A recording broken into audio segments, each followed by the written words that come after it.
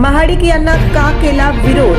सोलापुरात भाजप चिंतन बैठकीत झाला गोंधळ।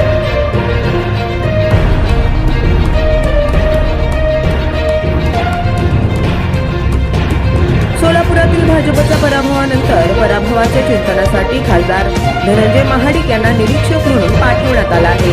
शनिवारी शांतीसागर मंगल कार्यालयात चिंतन बैठक सुरू होती। आमदार सचिन कल्याण शेट्टी यांनी केलेल्या विनंतीनंतर प्रसार माध्यमांचे प्रतिनिधी सभागृहाच्या बाहेर थांबले होते। त्यावेळी अचानक मंगल कार्यालयात गोंधळ उडाला।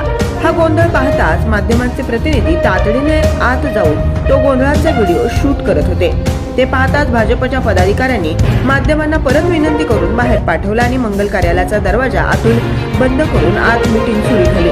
दरम्यान हा गोंधळ का झाला याची अधिक माहिती घेतली असता आतील सूत्रांकडून मिळालेल्या माहितीनुसार लोकसभा निवडणुकीत सोलापूर लोकसभा मतदारसंघाचे उमेदवार प्रणिती शिंदे यांना धनंजय महाडिक यांच्या भीमा साखर संचालक मंडळाने पाठिंबा दिला होता। त्याची चीड यावेळी काही युवक कार्यकर्त्यांनी व्यक्त करत निषेध नोंदवण्याचा प्रयत्न केला। त्यामुळे सभेत गोंधळ उडाला। Bureau report, Jansabut news, Ajmer Shaikh, Solapur.